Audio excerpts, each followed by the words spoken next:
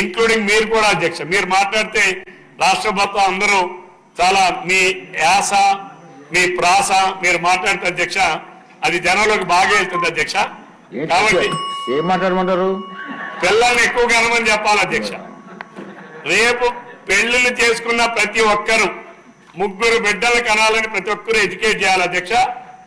అలా చేసే తప్ప ఆ రోజు కుటుంబ నియంత్రణ కోసం ఎలా మాట్లాడామో ఈ రోజు పిల్లల్ని కనాలని చెప్పి అదే స్థాయిలో మనం మాట్లాడవలసినటువంటి అవసరం ఈనాడు ఈ ఆంధ్రప్రదేశ్ రాష్ట్రంలో ఉంది అనేది నా అభిప్రాయం.